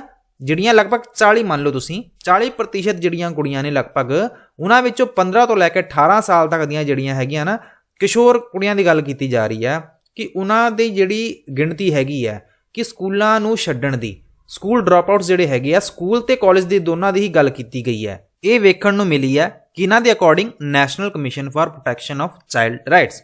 ਤੇ ਉਹਨਾਂ ਵਿੱਚ ਵੀ ਆਪਾਂ ਹੁਣ 39.4% ਕੁੜੀਆਂ ਦੀ ਗੱਲ ਕਰ ਰਹੇ ਹਾਂ। ਉਹਨਾਂ ਵਿੱਚ ਵੀ 64.8 ਦੂਸਰੀ ਲਾਈਨ ਵਿੱਚ ਇਹ ਲਿਖਿਆ ਹੋਇਆ of the girls who drop out 64.8% do so, ਕਿ ਉਹਨਾਂ ਵਿੱਚੋਂ ਵੀ 64.8 ਕੁੜੀਆਂ ਇਹ ਕਰਦੀਆਂ ਨੇ। ਇਹ ਕੀ ਕਰਦੀਆਂ ਨੇ? ਮਤਲਬ ਕਿ ਸਕੂਲ ਛੱਡ ਦਿੰਦੀਆਂ ਨੇ, ਕਾਲਜ ਛੱਡ ਦਿੰਦੀਆਂ ਨੇ। ਇਸ ਲਈ ਨਹੀਂ ਕਿ ਉਹਨਾਂ ਨੇ ਕੋਈ ਜੌਬ ਕਰਨੀ ਹੁੰਦੀ ਹੈ, because they R ਇੰਗੇਜਡ in jobs. ਇਸ ਲਈ ਨਹੀਂ ਕਿ ਉਹਨਾਂ ਨੇ ਜੌਬ ਕਰਨੀ ਹੁੰਦੀ ਹੈ। ਕਿਉਂ ਛੱਡ ਦਿੰਦੀਆਂ ਨੇ? But because they are force to take up household chores. Household chores की गल की जा रही है। चोर्स हुंदे आ जी घर दे काम, हाउसहोल्ड चोर्स हुंदे आ जी घर दे काम। एंड तुहानू याद भी आ रहा होना एक प्रश्न जिहड़ा अपना पहला सीगा वो कुछ इस तो ही संबंधित हैगा सी ना। आपां प्रश्न नूं दोबारा पढ़ लैने आ ते इस पैराग्राफ तो आपां दोबारा उस आंसर दा उस प्रश्न दा आंसर लभ लैने आ। इहदे विच पहलां गल समझ लैने आ कि इहदे विच गल लिखी की हुई है कि भारत विच 40% कुड़ियां लगभग 15 ਤੋਂ ਲੈ ਕੇ 18 ਸਾਲ ਤੱਕ ਦੇ ਵਿੱਚ ਦੀ ਕਿਸ਼ੋਰ ਕੁੜੀਆਂ ਦੀ ਗੱਲ ਕੀਤੀ ਜਾ ਰਹੀ ਹੈ ਕਿ ਨੈਸ਼ਨਲ ਕਮਿਸ਼ਨ ਦੀ ਰਿਪੋਰਟ ਦੇ according, national commission protection of child rights the report ਦੇ ਅਕੋਰਡਿੰਗ 39.4% ਕੁੜੀਆਂ ਕਾਲਜ ਜਾਂ ਫਿਰ ਸਕੂਲ ਛੱਡ ਦਿੰਦੀਆਂ ਨੇ। ਐਂਡ ਉਹਨਾਂ ਦੇ ਵਿੱਚੋਂ ਵੀ 64.8% ਕੁੜੀਆਂ ਕਿਉਂ ਛੱਡਦੀਆਂ ਨੇ? ਕਿਉਂਕਿ ਉਹਨਾਂ ਤੋਂ ਘਰ ਦਾ ਕੰਮ ਕਰਵਾਇਆ ਜਾਂਦਾ ਹੈ। ਹਾਊਸਹੋਲਡ ਚੋਰਸ ਜਿਹੜੇ ਹੁੰਦੇ ਆ, ਹਾਊਸਹੋਲਡ ਜਿਹੜੇ ਚੋਰਸ ਹੈਗੇ ਆ, ਘਰ ਦੇ ਕੰਮ ਹੈਗੇ ਆ, ਉਹ ਕਰਵਾਏ ਜਾਂਦੇ ਆ। ਐਂਡ ਆਪਾਂ ਵੇਖ ਲੈਂਦੇ ਆ ਕਿ ਪਹਿਲੇ ਪ੍ਰਸ਼ਨ ਵਿੱਚ ਪੁੱਛਿਆ ਕੀ ਗਿਆ ਸੀ। ਪਹਿਲੇ ਪ੍ਰਸ਼ਨ ਵਿੱਚ ਪੁੱਛਿਆ ਗਿਆ ਸੀਗਾ ਕਿ according to national commission for protection of child rights ਕਿ ਚਾਈਲਡ ਰਾਈਟਸ ਜਿਹੜੇ ਵੀ ਹੈਗਾ ਕਮਿਸ਼ਨ, ਇਹਨਾਂ ਦੇ ਅਕੋਰਡਿੰਗ 65% ਜਿਹੜੇ ਐਡੋਲੈਸੈਂਸ ਕੁੜੀਆਂ ਨੇ, ਕਿਸ਼ੋਰ ਕੁੜੀਆਂ ਨੇ drop out of school and college because. ਇੱਥੇ ਤੁਸੀਂ ਵੇਖੋ ਕਿਹੜਾ ਆਪਸ਼ਨ ਹੁਣੇ ਆਪਾਂ ਪੜ੍ਹ ਕੇ ਆਏ ਸੀ ਕਿ ਜਰਨਲ ਬਾਇਸ ਹੈਗਾ ਆ ਅਗੇਂਸਟ ਗਰਲ ਐਜੂਕੇਸ਼ਨ ਜਾਂ ਫਿਰ of lack of basic facilities in educational institution, they are not interested in studies ਕਿ ਉਹਨਾਂ ਦਾ ਸਟੱਡੀ ਵਿੱਚ ਕੋਈ ਇੰਟਰਸਟ ਨਹੀਂ ਹੈ, ਜਾਂ ਫਿਰ they are forced to do household chores ਕਿ ਉਹਨਾਂ ਤੋਂ ਘਰ ਦੇ ਕੰਮ ਕਰਵਾਏ ਜਾਂਦੇ ਆ ਤਾਂ ਕਰਕੇ। ਸੋ ਆਪਸ਼ਨ ਨੰਬਰ ਜਿਹੜਾ ਡੀ ਹੈ ਜੀ ਇਹੀ ਆਪਣਾ ਸਹੀ ਜਵਾਬ ਹੈ ਕਿਉਂਕਿ ਹੁਣੇ ਆਪਾਂ ਪੜ੍ਹ ਕੇ ਆਏ ਸੀ। ਆਹ ਲਾਈਨ ਵੇਖੋ ਇੱਕ ਵਾਰ ਜਿਹੜੀ ਸਭ ਤੋਂ ਲਾਸਟ ਲਾਈਨ ਲਿਖੀ ਹੋਈ ਆ, ਬਟ ਕਿਉਂਕਿ ਇੱਥੇ 65 ਲਿਖਿਆ ਸੀ ਨਾ, ਆਹ ਵੇਖੋ 64.8% ਲਿਖਿਆ ਹੋਇਆ, ਭਾਵ ਕਿ ਟੋਟਲ 65% ਜਿਹੜੀਆਂ ਗਰਲਸ ਨੇ, ਜਿਹੜੀਆਂ ਕਿ ਕਿਸ਼ੋਰ ਕੁੜੀਆਂ ਨੇ, ਉਹਨਾਂ ਨੂੰ ਕੀ ਕਰਨਾ ਪੈਂਦਾ ਹੈ? ਸਕੂਲ ਛੱਡ ਦਿੰਦੀਆਂ ਨੇ ਕਿਉਂਕਿ ਇਹ ਸਕੂਲ ਜਾਂ ਫਿਰ college because they are forced to take up household chores ਕਿ ਘਰ ਦੇ ਕੰਮ ਕਰਨ ਕਰਕੇ। अगला वेखो, अगला पैराग्राफ पढ़ते हैं। While the percentage of such out of school adolescents boys is not far behind कि ਜਦੋਂ ਆਪਾਂ प्रतिशत ਦੀ ਗੱਲ ਕਰਦੇ ਹਾਂ ਕਿ ਉਹਨਾਂ ਬॉयਜ਼ ਦੀ ਜਦੋਂ ਆਪਾਂ ਗੱਲ ਕਰ ਰਹੇ ਹਾਂ, ਕਿ ਜਦੋਂ ਬॉयਜ਼ ਦੀ ਆਪਾਂ ਗੱਲ ਕਰ ਰਹੇ ਹਾਂ ਕਿਸ਼ੋਰ ਮੁੰਡਿਆਂ ਦੀ, ਉਹ ਵੀ ਪਿੱਛੇ ਨਹੀਂ ਹੈਗੇ। ਤੇ ਜੇਕਰ ਮੰਨ ਲਓ ਕਿ 35% ਮੁੰਡੇ ਕੀ ਕਰ ਰਹੇ ਆ, ਮੰਨ ਲਓ ਕਿ ਉਹ ਸਕੂਲ ਛੱਡ ਰਹੇ ਆ, ਤੇ ਉਹਨਾਂ ਵਿੱਚੋਂ ਵੀ 33.4% ਜਿਹੜੇ ਕਿਸ਼ੋਰ ਮੁੰਡੇ ਹੈਗੇ ਆ ਉਹ ਵੀ ਨੌਨ ਵਰਕਰ ਆ, ਕੋਈ ਕੰਮ ਨਹੀਂ ਕਰ ਰਹੇ। ਇਹ ਜਿਹੜੀ ਰਿਪੋਰਟ ਹੈਗੀ ਆ ਉਹੀ ਦੱਸ ਰਹੀ ਹੈ। ਐਂਡ ਇਸ ਤੋਂ ਸੰਬੰਧਿਤ ਦਾ ਕੋਈ ਪ੍ਰਸ਼ਨ ਨਹੀਂ ਹੈਗਾ ਸੀ, ਸੋ ਸਾਨੂੰ ਇਹਦੇ ਤੇ ਜ਼ਿਆਦਾ ਜਾਣ ਦੀ ਕੋਈ ਲੋੜ ਨਹੀਂ ਹੈਗੀ। ਤੀਸਰਾ ਜਿਹੜਾ ਹੈਗਾ ਆ ਇਹਦੇ ਤੋਂ ਵੇਖ ਲੈਂਦੇ ਆ। The commission said its report was aimed at not only highlighting the number of children who have dropped out of school but also at showing how a majority of girls in the 15 to 18 age brackets are left out of India's current skill development program। ਇਸ third ਪੈਰਾ 'ਚ ਕੀ ਲਿਖਿਆ ਹੋਇਆ ਕਿ ਇਹ ਜਿਹੜਾ commission ਹੈ ਇਹਦੀ report ਦੇ ਅਕੋਰਡਿੰਗ ਇਸ ਰਿਪੋਰਟ ਦਾ ਏਮ ਕੀ ਹੈਗਾ? ਇੱਥੇ ਇਹ ਗੱਲ ਦੱਸੀ ਹੋਈ ਹੈ ਕਿ ਇਸ ਰਿਪੋਰਟ ਦਾ ਏਮ ਸਿਰਫ ਇਹ ਨਹੀਂ ਹੈਗਾ ਕਿ ਕਿੰਨੇ ਬੱਚੇ ਸਕੂਲਾਂ ਨੂੰ ਛੱਡ ਰਹੇ ਆ, ਬਟ ਇਹ ਜਿਹੜੀ ਰਿਪੋਰਟ ਹੈਗੀ ਹੈ ਆਪਾਂ ਨੂੰ ਇਹ ਦੱਸ ਰਹੀ ਹੈ ਕਿ ਜਿਹੜੀਆਂ ਮੈਜੋਰਟੀ ਆਫ ਗਰਲਸ ਨੇ, ਜਿਹੜੀਆਂ ਕਿ ਬਹੁਤ ਹੀ ਤਾਦਾਦ ਵਿੱਚ ਜਿਹੜੀਆਂ ਗਰਲਸ ਨੇ। ਇੱਕ ਵਾਰ ਯਾਦ ਕਰੋ, ਮੈਜੋਰਟੀ ਜਿਹੜਾ ਵਰਡ ਹੈਗਾ ਨਾ, ਇਹ ਆਪਣੇ ਇੱਕ ਕੁਐਸਚਨ ਵਿੱਚ ਵੀ ਆਇਆ ਸੀਗਾ। ਚਲੋ ਇਹ ਤਾਂ ਇੱਕ ਸਟੈਟਿਕ ਬੇਸਡ ਪ੍ਰਸ਼ਨ ਹੈ, ਇਹਦੀ ਆਪਾਂ ਗੱਲ ਬਾਅਦ ਵਿੱਚ ਕਰਾਂਗੇ। ਪਹਿਲਾਂ ਆਪਾਂ ਪੈਰਾਗ੍ਰਾਫ ਵੇਖ ਲੈਂਦੇ ਹਾਂ ਕਿ ਮੈਜੋਰਟੀ ਆਫ ਜਿਹੜੀਆਂ ਗਰਲਸ ਹੈਗੀਆਂ ਨੇ 15 ਤੋਂ 18 ਸਾਲ ਦੇ ਵਿੱਚ ਵਾਲੀਆਂ, ਉਹ ਜਿਹੜੀਆਂ ਹੈਗੀਆਂ ਗਰਲਸ ਕਿਸ਼ੋਰ ਕੁੜੀਆਂ ਦੀ ਗੱਲ ਕੀਤੀ ਜਾ ਰਹੀ ਹੈ ਕਿ ਉਹ ਜਿਹੜਾ ਕਰੰਟ ਸਕਿੱਲ ਡਿਵੈਲਪਮੈਂਟ ਪ੍ਰੋਗਰਾਮ ਚੱਲ ਰਿਹਾ ਨਾ, ਉਹਦੇ ਤੋਂ ਉਹ ਦੂਰ ਹੋ ਰਹੀਆਂ ਨੇ। ਹੁਣ ਆਪਾਂ ਨੈਕਸਟ ਪੈਰਾ ਵੀ ਵੇਖ ਲੈਂਦੇ ਆ।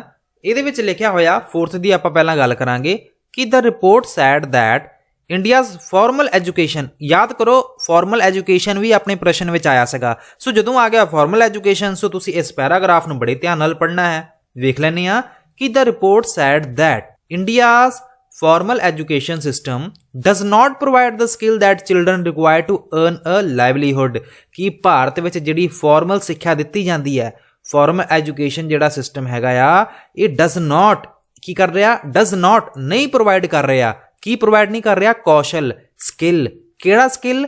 that children required to earn a livelihood ਕਿ ਬੱਚੇ ਆਪਦੇ ਜਿਹੜੇ ਪੈਸੇ ਹੈਗੇ ਆ, ਲਾਈਵਲੀਹੁੱਡ ਹੈ, ਰੋਜੀ ਰੋਟੀ ਹੈ, ਅਰਨਿੰਗ ਹੈਗੀ ਆ, ਉਹ ਨਹੀਂ ਕਰ ਸਕਦੇ ਕਿਉਂਕਿ ਉਹਨਾਂ ਨੂੰ ਇਸ ਤਰ੍ਹਾਂ ਦੀਆਂ ਸਿੱਖਿਆ ਦਿੱਤੀ ਹੀ ਨਹੀਂ ਜਾ ਰਹੀ। ਜਿਹੜੇ ਅੱਜ ਕੱਲ੍ਹ ਦੀ ਟਾਈਮ ਦੀ ਗੱਲ ਕੀਤੀ ਜਾ ਰਹੀ ਹੈ ਕਿ ਭਾਰਤ ਵਿੱਚ ਫਾਰਮਲ ਐਜੂਕੇਸ਼ਨ ਬੱਚਿਆਂ ਨੂੰ ਨਹੀਂ ਦਿੱਤੀ ਜਾ ਰਹੀ। ਐਂਡ ਇਹ ਸਾਰੀ ਗੱਲ ਕਰ ਕੌਣ ਰਿਹਾ? ਇਹ ਸਾਰੀ ਗੱਲ ਨੈਸ਼ਨਲ ਕਮਿਸ਼ਨ ਕਰ ਰਿਹਾ ਕਿ ਬੱਚਿਆਂ ਨੂੰ ਸਕਿੱਲਸ ਨਹੀਂ ਦਿੱਤੇ ਜਾ ਰਹੀ, ਜਿਹਦੇ ਕਰਕੇ ਬੱਚੇ ਲਾਈਵਲੀਹੁੱਡ ਅਰਨ ਕਮਾ ਸਕਣ। ਅੱਗੇ ਵੇਖੋ ਲਾਈਨ ਜਿਹੜੀ ਹੈਗੀ ਆ, adolescence girls in India are specially disadvantaged. ਇੱਥੇ ਕੁੜੀਆਂ ਦੀ ਗੱਲ ਕੀਤੀ ਜਾ ਰਹੀ ਹੈ ਕਿ ਜਿਹੜੀਆਂ ਕਿਸ਼ੋਰ ਕੁੜੀਆਂ ਨੇ ਉਹਨਾਂ ਦੀ ਜਿਹੜੀ ਐਨਰੋਲਮੈਂਟ ਰੇਟ ਹੈਗੇ ਆ, ਐਨਰੋਲਮੈਂਟ ਰੇਟ ਤੋਂ ਕੀ ਭਾਵ ਹੈਗਾ ਜੀ ਕਿ ਸਕੂਲਾਂ ਵਿੱਚ ਦਾਖਲਿਆਂ ਦੀ ਜਿਹੜੀ ਕਹਿ ਸਕਦੇ ਆ ਕਿ ਜਿਹੜੀ ਗਿਣਤੀ ਹੈਗੀ ਆ, ਜਿਹੜਾ ਕਿ ਰੇਟ ਹੈਗਾ ਆ, ਉਹ ਵੀ ਬਹੁਤ ਘੱਟ ਹੈ। They are among the most economically vulnerable groups. Economically vulnerable ਦਾ ਕੀ ਮਤਲਬ ਹੈਗਾ ਜੀ? ਇਕਨੋਮਿਕਲੀ ਵਲਨਰੇਬਲ ਦਾ ਮਤਲਬ ਹੈਗਾ ਕਿ ਆਰਥਿਕ ਰੂਪ ਤੋਂ ਜਿਹੜੀਆਂ ਕਿਸ਼ੋਰ ਕੁੜੀਆਂ ਨੇ ਜਾਂ ਫਿਰ ਕੁੜੀਆਂ ਨੇ ਉਹ ਬਹੁਤ ਜ਼ਿਆਦਾ ਕਮਜ਼ੋਰ ਹੈਗੀਆਂ ਨੇ, ਕਿ ਉਹਨਾਂ ਨੂੰ ਜਿਹੜੀ ਫਾਈਨੈਂਸ਼ੀਅਲ ਜਿਹੜੀ ਹੈਲਪ ਹੈਗੀ ਆ ਜਾਂ ਫਿਰ ਕਹਿ ਲਓ ਕਿ ਉਹਨਾਂ ਕੋਲ ਜਿਹੜੇ ਪੈਸੇ ਹੈਗੇ ਆ ਉਹ ਬਹੁਤ ਘੱਟ ਹੁੰਦੇ ਆ, ਬਹੁਤ ਜ਼ਿਆਦਾ ਵੀਕ ਹੈਗੇ ਆ ਇਸ ਪੁਆਇੰਟ ਆਫ ਵਿਊ ਤੋਂ। Groups are typically lack access to financial capital and have limited opportunities ਹੁੰਦੇ ਹੈਗੇ ਜੀ, ਅਵਸਰ ਲਿਮਿਟਿਡ ਹੁੰਦੇ ਆ ਜੀ, ਸੀਮਿਤ limited opportunities to gain the education, knowledge, skills and that can lead to economic advancement। ਕਿ ਜਿਹੜੀਆਂ ਚੀਜ਼ਾਂ ਨਾਲ ਉਹ ਅਮੀਰ ਬਣ ਸਕਦੀਆਂ ਨੇ, ਅਮੀਰ ਤਾਂ ਆਪਾਂ ਨਹੀਂ ਕਵਾਂਗੇ, ਆਰਥਿਕ ਰੂਪ ਤੋਂ ਮਜ਼ਬੂਤ ਬਣ ਸਕਦੀਆਂ ਨੇ ਕੁੜੀਆਂ, ਜਿਨ੍ਹਾਂ ਚੀਜ਼ਾਂ ਤੋਂ ਉਹ ਚੀਜ਼ਾਂ ਉਹਨਾਂ ਨੂੰ ਦਿੱਤੀਆਂ ਹੀ ਨਹੀਂ ਜਾਂਦੀਆਂ। ਤੇ ਉਹ ਕਿਹੜੀਆਂ-ਕਿਹੜੀਆਂ ਚੀਜ਼ਾਂ ਨੇ ਜੀ? ਜਿਵੇਂ ਕਿ ਇੱਥੇ ਗੱਲ ਕੀਤੀ ਹੈ education the, knowledge the and skills the. And ਇਹਨਾਂ ਸਾਰੀਆਂ ਹੀ ਚੀਜ਼ਾਂ ਵਿੱਚ ਉਹ ਲੈਕ ਕਰ ਰਹੀਆਂ ਨੇ, ਕਿ ਉਹਨਾਂ 'ਚ ਕਮੀ ਹੈਗੀ ਹੈ। ਕਮੀ ਮਤਲਬ ਉਹਨਾਂ ਦੇ ਵਿੱਚ ਤਾਂ ਨਹੀਂ, ਮਤਲਬ ਉਹਨਾਂ ਨੂੰ ਮੌਕੇ ਹੀ ਨਹੀਂ ਮਿਲ ਰਹੇ, ਲੈਕ ਐਕਸੈਸ, ਕਿ ਉਹਨਾਂ ਨੂੰ ਮੌਕਾ ਹੀ ਨਹੀਂ ਮਿਲ ਰਿਹਾ to financial capital and have, ਉਹਨਾਂ ਕੋਲ ਹੈਗਾ ਕੀ ਹੈਗਾ? ਲਿਮਿਟਿਡ, ਸੀਮਿਤ ਓਪਰਚੁਨਿਟੀਜ਼ ਹੈਗੀਆਂ ਨੇ, ਬਹੁਤ ਘੱਟ ਮੌਕੇ ਮਿਲ ਰਹੇ ਆ। ਜਿਹਦਾ ਕਾਰਨ ਇਹ ਹੈ। ਐਂਡ ਇਸ ਤੋਂ ਸੰਬੰਧਿਤ ਇੱਕ ਪ੍ਰਸ਼ਨ ਵੀ ਪੁੱਛਿਆ ਗਿਆ ਸੀਗਾ। ਚਲੋ ਵੇਖ ਲੈਂਦੇ ਇੱਕ ਵਾਰ ਆਪਾਂ ਥਰਡ ਪ੍ਰਸ਼ਨ ਵਿੱਚ ਕੀ ਪੁੱਛਿਆ ਗਿਆ ਸੀ। ਥਰਡ ਪ੍ਰਸ਼ਨ ਨੂੰ ਪੜ੍ਹੋ ਇੱਕ ਵਾਰ। The main shortcoming of formal education system according to writer is, and ਇਹਦਾ ਜਵਾਬ ਕਹਿ ਸਕਦੇ ਹਾਂ ਕਿ ਆਪਣੇ 4th ਪੁਆਇੰਟ ਵਿੱਚ ਹੀ ਦਿੱਤਾ ਗਿਆ ਸੀਗਾ। ਤੁਸੀਂ ਯਾਦ ਕਰੋ, ਆਪਾਂ ਇੱਕ ਵਾਰ ਵੇਖ ਵੀ ਲਵਾਂਗੇ ਕਿ ਫਾਰਮਲ ਐਜੂਕੇਸ਼ਨ ਦਾ ਜਿਹੜਾ ਸਭ ਤੋਂ ਕਹਿ ਸਕਦੇ ਹਾਂ ਕਿ ਸ਼ਾਰਟਕਮਿੰਗ ਜਿਹੜੀ ਕਮੀ ਹੈਗੀ ਉਹ ਕੀ ਵੇਖਣ ਨੂੰ ਮਿਲਦੀ ਹੈ। ਪੈਰਾਗ੍ਰਾਫ ਵੇਖੋ ਜਿਹੜਾ ਕਿ 4th ਪੁਆਇੰਟ ਹੈਗਾ ਆ, ਜਿਹਦੇ ਵਿੱਚ ਕੀ ਲਿਖਿਆ ਹੋਇਆ? The report said that India's formal education system does not provide the skill that children require to earn livelihood। ਹੁਣ ਆਪਾਂ ਦੁਬਾਰਾ ਤੋਂ ਚੱਲਦੇ ਹਾਂ ਪ੍ਰਸ਼ਨ ਦੇ ਉੱਤੇ। ਇੱਥੇ ਇਹੀ ਗੱਲ ਲਿਖੀ ਹੋਈ ਹੈ ਨਾ ਕਿ our failure to equip student with livelihood skills। So option number ਜਿਹੜਾ ਡੀ ਹੈਗਾ ਸੀ ਇਹ ਬਿਲਕੁਲ ਹੀ ਸਹੀ ਹੈ, ਕਿਉਂਕਿ ਇਹਦੀ ਗੱਲ ਹੀ ਮੈਂਸ਼ਨ ਕੀਤੀ ਗਈ ਹੈ ਕਿ ਇਹੀ ਮੇਨ ਕਮੀ ਹੈਗੀ ਆ। ਫਾਰਮਲ ਐਜੂਕੇਸ਼ਨ ਆਪਣੇ ਭਾਰਤ ਵਿੱਚ ਕੁਝ ਇਸ ਤਰ੍ਹਾਂ ਦੀ ਦਿੱਤੀ ਜਾਂਦੀ ਹੈ ਰਾਈਟਰ ਦੇ ਅਕੋਰਡਿੰਗ ਕਿ ਉਹ ਫੇਲ ਹੋ ਜਾਂਦੀ ਹੈ ਬੱਚਿਆਂ ਨੂੰ ਲਾਈਵਲੀਹੁੱਡ ਸਕਿੱਲਸ ਪ੍ਰੋਵਾਈਡ ਕਰਨ ਦੇ ਵਿੱਚ। ਸੋ ਆਪਸ਼ਨ ਨੰਬਰ ਡੀ ਕੀ ਹੈ ਜੀ? ਇਹ ਤੁਹਾਡਾ ਸਹੀ ਹੋਏਗਾ। ਬਾਕੀ ਦੀ ਪਹਿਲੀ A, B, C ਆਪਸ਼ਨਾਂ ਦੀ ਉੱਥੇ ਗੱਲ ਨਹੀਂ ਕੀਤੀ ਗਈ। ਹੁਣ ਅਗਲਾ ਪੈਰਾ ਪੜ੍ਹ ਲੈਂਦੇ ਆ। The report recommended starting skill, ਕਿ ਜਿਹੜੀ ਰਿਪੋਰਟ ਹੈਗੀ ਆ ਆਪਾਂ ਨੂੰ ਕੀ ਰਿਕਮੈਂਡ ਕਰ ਰਹੀ ਹੈ? Skill development, skill specially for adolescence, ਕਿ ਨਵੀਆਂ ਜਿਹੜੀਆਂ ਸਕਿੱਲਸ ਨੇ ਉਹ ਐਡ ਕੀਤੀਆਂ ਜਾਣ। ਕਿਹੜੀਆਂ? ਜਿਹੜੇ ਕਿ ਹੋਰ ਆਪਾਂ ਪਾਲਿਸੀ ਵਗੈਰਾ ਲੈ ਕੇ ਆਉਂਦੇ ਆ। ਉਸ ਤੋਂ ਇਲਾਵਾ ਆਪਾਂ ਕੀ ਕਰ ਸਕਦੇ ਹਾਂ? ਹੋਰ ਵੀ ਕੋਈ ਸਪੈਸ਼ਲ ਸਕਿੱਲ ਡਿਵੈਲਪਮੈਂਟ ਸਕੀਮਸ ਜਿਹੜੀਆਂ ਹੈਗੀਆਂ ਨੇ ਜੀ ਉਹ ਚਲਾ ਸਕਦੇ ਹਾਂ। 5ਵੇਂ ਪੈਰਾ 'ਚ ਤਾਂ ਇਹ ਲਿਖਿਆ ਹੋਇਆ। 6 ਪੈਰਾ ਦੀ ਜੇਕਰ ਆਪਾਂ ਗੱਲ ਕਰਦੇ ਹਾਂ, ਦ ਕਮਿਸ਼ਨ ਸੈਡ ਦੈਟ, ਕਮਿਸ਼ਨ ਕੀ ਕਹਿ ਰਿਹਾ? ਕਮਿਸ਼ਨ ਕਹਿ ਰਿਹਾ the economic empowerment of adolescent girls can be critical lever to their lives, as it would not only help them become financial independent but will also mean more women in the labor force। ਇੱਥੇ ਗੱਲ ਕੀਤੀ ਗਈ ਹੈ ਕਿ ਇਹ commission ਜਿਹੜਾ ਕੀ ਕਹਿ ਰਿਹਾ ਕਿ ਜਿਹੜਾ ਇਕਨੋਮਿਕ ਇੰਪਾਵਰਮੈਂਟ ਹੁੰਦਾ ਜੀ ਕਿ ਆਰਥਿਕ ਰੂਪ ਤੋਂ ਸਸ਼ਕਤੀਕਰਨ ਕਰਨਾ। ਕਿਹਦਾ ਕਰਨਾ? ਸਸ਼ਕਤੀਕਰਨ ਕਿਹਦੇ ਕਰਨ ਦੀ ਗੱਲ ਕੀਤੀ ਜਾ ਰਹੀ ਹੈ? ਐਡੋਲਸੈਂਸ, ਕਿਸ਼ੋਰ ਕੁੜੀਆਂ ਦੀ ਗੱਲ ਕੀਤੀ ਜਾ ਰਹੀ ਹੈ। ਤੇ ਜੇਕਰ ਆਪਾਂ ਇਹਨਾਂ ਕਿਸ਼ੋਰ ਕੁੜੀਆਂ ਦਾ ਸਸ਼ਕਤੀਕਰਨ ਕਰਾਂਗੇ ਆਰਥਿਕ ਰੂਪ ਤੋਂ ਪੈਸੇ ਦੇ ਮਾਮਲੇ ਵਿੱਚ, ਤੇ ਇਹਦੇ ਨਾਲ ਕੀ ਹੋਊਗਾ? ਇਹਨਾਂ ਦੀ ਜਿਹੜੀ ਜ਼ਿੰਦਗੀ ਹੈਗੀ ਹੈ ਜੀ ਉਹ ਚੇਂਜ ਹੋਊਗੀ। ਜ਼ਿੰਦਗੀ ਚੇਂਜ ਹੋਣ ਦੇ ਨਾਲ ਉਹ ਫਾਈਨੈਂਸ਼ੀਅਲ ਇੰਡੀਪੈਂਡੈਂਟ ਬਣਨਗੀਆਂ, ਕਿ ਪੈਸੇ ਪੱਖੋਂ ਉਹਨਾਂ ਨੇ ਆਤਮ ਨਿਰਭਰ ਬਣਨਗੀਆਂ। ਜਿਹਦੇ ਕਰਕੇ ਕੀ ਹੋਊਗਾ ਕਿ ਹੋਰ ਜਿਹੜੀਆਂ ਵੂਮੈਨਸ ਨੇ, ਜਿਹੜੀਆਂ ਕਿ ਹੋਰ ਜ਼ਿਆਦਾ ਕਹਿ ਸਕਦੀਆਂ ਕਿ ਕੁੜੀਆਂ ਨੇ, ਉਹ ਲੇਬਰ ਫੋਰਸ ਵਿੱਚ ਆਉਣਗੀਆਂ, ਆਪ ਦਾ ਯੋਗਦਾਨ ਪਾਉਣਗੀਆਂ। ਐਂਡ ਇਹਦੇ ਨਾਲ ਕੀ ਹੋਊਗਾ? ਮੋਰ ਲੇਬਰ ਫੋਰਸ ਦੇ ਵਿੱਚ ਆਉਣ ਨਾਲ ਇਹਦੇ ਨਾਲ ਉਹਨਾਂ ਦੀ ਜਿਹੜੀ ਕੌਨਫੀਡੈਂਸ ਜਿਹੜਾ ਹੈਗਾ ਆ, ਜਿਹੜਾ ਉਹਨਾਂ ਦਾ ਆਤਮ ਵਿਸ਼ਵਾਸ ਹੈਗਾ ਜੀ ਉਹ ਵਧੇਗਾ। ਆਤਮ ਵਿਸ਼ਵਾਸ ਵਧਣ ਦੇ ਨਾਲ ਉਹਨਾਂ ਦਾ ਜਿਹੜਾ ਓਵਰਆਲ ਵੈਲਬੀਇੰਗ ਹੈਗਾ ਆ, ਉਹਨਾਂ ਦੀ ਜਿਹੜੀ ਜ਼ਿੰਦਗੀ ਹੈਗੀ ਆ ਜੀ ਉਹ ਚੇਂਜ ਹੋਊਗੀ। ਹੁਣ ਆਪਾਂ ਲਾਸਟ ਜਿਹੜਾ ਪ੍ਰਸ਼ਨ ਸੀਗਾ ਚੌਥਾ, ਉਹਦੇ ਬਾਰੇ ਵੀ ਵੇਖ ਲੈਂਦੇ ਹਾਂ। ਇੱਥੇ ਤਾਂ ਆਪਾਂ ਗੱਲ डिस्कस कर ਲਈ ਸੀ। ਇੱਥੇ ਲਿਖਿਆ ਹੋਇਆ ਕਿ economic empowerment of women will end gender equality. Inequality ਗੱਲ ਕੀਤੀ ਗਈ ਹੈ ਕਿ ਜਿਵੇਂ ਜਿਵੇਂ ਵੂਮਨਸ ਨੂੰ ਐਜੂਕੇਸ਼ਨ ਮਿਲੂਗੀ, ਇਕਨੋਮਿਕ ਐਮਪਾਵਰਮੈਂਟ ਮਿਲੂਗੀ, ਇਹਦੇ ਨਾਲ ਕੀ ਹੋਊਗਾ ਕਿ ਜੈਂਡਰ ਇਕੁਐਲਿਟੀ ਕੀ ਹੋਊਗੀ, ਜੈਂਡਰ ਇਨਇਕੁਐਲਿਟੀ ਘਟੂਗੀ। ਸੋ ਇਹ ਗੱਲ ਤਾਂ ਬਿਲਕੁਲ ਠੀਕ ਲਿਖੀ ਹੋਈ ਹੈ ਨਾ। ਸੋ ਇਹ ਆਪਸ਼ਨ ਤਾਂ ਟਰੂ ਹੈ। ਆਪਸ਼ਨ ਨੰਬਰ ਬੀ ਵੇਖੋ, ਬੀ ਵਿੱਚ ਲਿਖਿਆ ਹੋਇਆ large number of adolescence girls drop out of school for lack of basic facilities. And ਸਾਰਾ ਪੈਰਾਗ੍ਰਾਫ ਪੜ੍ਹਨ ਤੋਂ ਬਾਅਦ ਆਪਾਂ ਨੂੰ ਇਹ ਗੱਲ ਤਾਂ ਓਵਰਆਲ ਸਮਝ ਆ ਹੀ ਗਈ ਸੀ ਕਿ large number of adolescence girls ਜਿਹੜੀਆਂ ਹੈਗੀਆਂ ਨੇ, ਕਿਸ਼ੋਰ ਕੁੜੀਆਂ ਨੇ, ਡ੍ਰੌਪ ਆਊਟਸ ਹੋ ਜਾਂਦੀਆਂ ਨੇ, ਸਕੂਲ ਛੱਡ ਦਿੰਦੀਆਂ ਨੇ। ਇਹਦੇ ਪਿੱਛੇ ਕੀ ਕਾਰਨ ਹੈਗਾ ਜੀ? ਕਿਉਂਕਿ ਉਹਨਾਂ ਨੂੰ ਜਿਹੜੀਆਂ ਬੇਸਿਕ ਫੈਸਿਲਿਟੀਜ਼ ਨੇ ਉਹ ਨਹੀਂ ਮਿਲਦੀਆਂ। ਸੋ ਇਹ ਗੱਲ ਵੀ ਟਰੂ ਹੈਗੀ ਆ। ਸੋ ਇਸ ਅਕੋਰਡਿੰਗ ਕਿਹੜਾ ਜਵਾਬ ਸਹੀ ਹੋਊਗਾ? ਆਪਸ਼ਨ ਨੰਬਰ ਡੀ ਹੀ ਰਹਿ ਗਿਆ, ਕਿਉਂਕਿ A and B both are true. So true ਹੈ, ਠੀਕ ਹੈ ਜੀ। ਸੋ ਆਪਸ਼ਨ ਨੰਬਰ ਇੱਥੇ ਆਪਾਂ ਡੀ ਨੂੰ ਕਰਤਾ ਟਿਕ, ਡੀ ਨੂੰ ਕਰ ਦੋ ਟਿਕ। ਤੇ ਆਪਾਂ ਚੱਲਦੇ ਹਾਂ ਜੀ ਜਿਹੜੇ ਵੋਕੈਬਲਰੀ ਬੇਸਡ ਪ੍ਰਸ਼ਨ ਨੇ ਉਹਨਾਂ ਨੂੰ ਵੀ ਸੋਲਵ ਕਰ ਲੈਂਦੇ ਆ। ਇੱਥੇ ਲਿਖਿਆ ਹੋਇਆ which of the following word is similar in meaning to the word resilience. ਕੱਲ ਮੈਂ ਦੱਸਿਆ ਸੀਗਾ ਕਿ ਇਹ ਹੁੰਦਾ ਆ ਲਚਕਦਾਰ, ਇਹਦਾ ਜਿਹੜਾ ਮੀਨਿੰਗ ਹੈਗਾ ਆ ਇੰਗਲਿਸ਼ ਵਿੱਚ ਉਹ ਕੀ ਹੋਊਗਾ? ਫਲੈਕਸੀਬਿਲਿਟੀ। ਕੀ ਹੋਊਗਾ ਜੀ? Flexibility is the right answer. Flexibility ਕੀ ਹੈ ਜੀ? ਇਹ ਤੁਹਾਡਾ ਸਹੀ ਜਵਾਬ ਹੈ। ਸੂਟੇਬਿਲਿਟੀ ਹੁੰਦੀ ਹੈ ਅਨੁਕੂਲਤਾ, ਮੈਸਕੁਲਿਨਿਟੀ ਨੂੰ ਆਪਾਂ ਮੈਨ ਨਾਲ ਰਿਲੇਟ ਕਰ ਦਿੰਨੇ ਆ, ਐਬਿਲਿਟੀ ਹੁੰਦੀ ਹੈ ਯੋਗਤਾ। ਸਹੀ ਜਵਾਬ ਦੀ ਗੱਲ ਕਰੀਏ ਉਹ ਹੈ ਆਪਸ਼ਨ ਨੰਬਰ ਏ। ਵੇਖ ਲੈਂਦੇ ਆ ਕੁਐਸਚਨ ਨੰਬਰ 6 ਨੂੰ, which of the following word is opposite in meaning to the word majority. ਜਦੋਂ ਪੈਰਾਗ੍ਰਾਫ ਵਿੱਚ ਮੈਜੋਰਟੀ ਵਰਡ ਆਇਆ ਸੀਗਾ ਮੈਂ ਤੁਹਾਨੂੰ ਵਿਖਾਇਆ ਵੀ ਸੀ। ਮੈਜੋਰਟੀ ਕੀ ਹੁੰਦਾ ਹੈ ਕਿ ਜਿਨ੍ਹਾਂ ਦੀ ਆਬਾਦੀ ਜ਼ਿਆਦਾ ਹੋਵੇ, ਠੀਕ ਹੈ ਜੀ, ਉਹਨੂੰ ਆਪਾਂ ਮੈਜੋਰਟੀ ਕਹਿ ਦਿੰਨੇ ਆ। ਜਿਵੇਂ ਮੰਨ ਲਓ ਕਿਸੇ ਕਲਾਸ ਵਿੱਚ ਕੁੜੀਆਂ ਹੈਗੀਆਂ ਨੇ ਜੀ 50 ਤੇ ਜਿਹੜੇ ਮੁੰਡੇ ਹੈਗੇ ਆ ਜੀ ਉਹ ਹੈਗੇ ਆ ਜੀ 40, ਠੀਕ ਹੈ ਜੀ। ਸੋ ਆਪਾਂ ਕੀ ਕਵਾਂਗੇ? ਆਪਾਂ ਕਵਾਂਗੇ ਕਿ ਜਿਹੜੀਆਂ ਕੁੜੀਆਂ ਨੇ ਉਹ ਹੈਗੀਆਂ ਮੈਜੋਰਟੀ ਵਿੱਚ, ਤੇ ਮਾਈਨੋਰਟੀ ਵਿੱਚ ਕੌਣ ਹੈਗੇ ਆ? ਉਹ ਹੈਗੇ ਆ ਬॉयਜ਼, ਠੀਕ ਹੈ ਜੀ। ਸੋ ਇਹ ਆਪਾਂ ਗੱਲ ਕੀਤੀ ਆ। ਸੋ ਆਪਾਂ ਹੁਣ ਜਦੋਂ ਗੱਲ ਕਰਦੇ ਹਾਂ ਕਿ ਇਹਦਾ ਜਵਾਬ ਕੀ ਹੋਊਗਾ ਸਹੀ, ਉਹ ਹੋਊਗਾ ਜੀ ਮਾਈਨੋਰਟੀ। ਕੀ ਹੋਊਗਾ ਜੀ? Minority. Option number C is the right answer, ਕਿਉਂਕਿ ਇਹਨਾਂ ਨੇ ਕੀ ਪੁੱਛਿਆ ਸੀ? ਇਹਨਾਂ ਨੇ ਪੁੱਛਿਆ ਸੀਗਾ ਆਪੋਜ਼ਿਟ। ਤੇ ਕਈ ਵਾਰ ਆਪਾਂ ਕਾਲ ਦੇ ਵਿੱਚ ਨਾ ਆਪਾਂ ਕੀ ਕਰ ਦਿੰਨੇ ਆ, ਗਲਤ ਆਂਸਰ ਵੀ ਲਗਾ ਦਿੰਨੇ ਆ। ਜਿਵੇਂ ਕਿ ਇੱਥੇ ਇੱਕ ਪਲੂਰੈਲਿਟੀ ਵਰਡ ਵੀ ਲਿਖਿਆ ਹੋਇਆ, ਪਲੂਰੈਲਿਟੀ ਵਰਡ ਲਿਖਿਆ ਹੋਇਆ, ਤੇ ਆਪਾਂ ਕਈ ਵਾਰ ਕਾਲ ਦੇ ਵਿੱਚ ਇਹ ਆਪੋਜ਼ਿਟ ਵਰਡ ਤਾਂ ਧਿਆਨ ਵਿੱਚ ਨਹੀਂ ਦੇਵਾਂਗੇ, ਆਪਾਂ ਸਿੱਧਾ ਇੱਥੇ ਪਲੂਰੈਲਿਟੀ ਵਰਡ ਲਗਾ ਦਾਂਗੇ। ਸੋ ਇਹ ਬਿਲਕੁਲ ਗਲਤ ਹੈ ਜੀ। ਮਾਈਨੋਰਟੀ ਤੁਸੀਂ ਬੜੇ ਧਿਆਨ ਨਾਲ ਜਵਾਬ ਦੇਣਾ ਹੈ। ਅੱਗੇ ਵੇਖੋ 7th ਪ੍ਰਸ਼ਨ, which part of speech is underlined word in the following sentence? Economic empowerment of adolescent girls will boost their confidence। Economic empowerment ਦੀ ਗੱਲ ਕੀਤੀ ਜਾ ਰਹੀ ਹੈ ਕਿ ਸਸ਼ਕਤੀਕਰਨ ਦੀ, ਕਿ ਆਰਥਿਕ ਰੂਪ ਤੋਂ ਸਸ਼ਕਤ ਜਿਹੜੀਆਂ ਐਡੋਲਸੈਂਸ ਕਿਸ਼ੋਰ ਕੁੜੀਆਂ ਨੇ ਉਹਦੇ ਨਾਲ ਬੂਸਟ ਹੋਊਗਾ देयर confidence। ਸੋ ਜਿਹੜਾ देयर ਵਰਡ ਹੈ ਉਹ ਕੀ ਹੈ? देयर ਵਰਡ ਨੂੰ ਅੰਡਰਲਾਈਨ ਕੀਤਾ ਹੋਇਆ, ਕੀ ਇਹ ਨਾਊਨ ਹੈ, ਪ੍ਰੋਨਾਊਨ ਹੈ, ਐਡਵਰਬ ਹੈ ਜਾਂ ਫਿਰ ਕੰਜੰਕਸ਼ਨ ਹੈ? ਸਹੀ ਜਵਾਬ ਦੀ ਗੱਲ ਕਰੀਏ, देयर ਦਾ ਮਤਲਬ ਉਹਨਾਂ ਦੇ ਮਤਲਬ ਕਿ देयर ਜਿਹੜਾ ਵਰਡ ਹੈਗਾ ਆ ਇਹ ਪ੍ਰੋਨਾਊਨ ਹੈ, ਠੀਕ ਹੈ ਜੀ। ਇਹ ਕੀ ਵਰਡ ਹੈ? ਇਹ ਹੈਗਾ ਜੀ ਪ੍ਰੋਨਾਊਨ, ਜਿਹਨੂੰ ਪੰਜਾਬੀ ਵਿੱਚ ਤੁਸੀਂ ਪ੍ਰਣਾਵ ਕਹਿੰਦੇ ਹੋ। ਪ੍ਰੋਨਾਊਨ ਇਹ ਵਰਡ ਹੈ। ਆਪਸ਼ਨ ਨੰਬਰ ਬੀ ਨੂੰ ਟਿਕ ਕਰ ਲਓ। ਤੇ ਆਪਾਂ ਚੱਲਦੇ ਹਾਂ ਅੱਜ ਦੇ ਲਾਸਟ ਪ੍ਰਸ਼ਨ ਤੇ।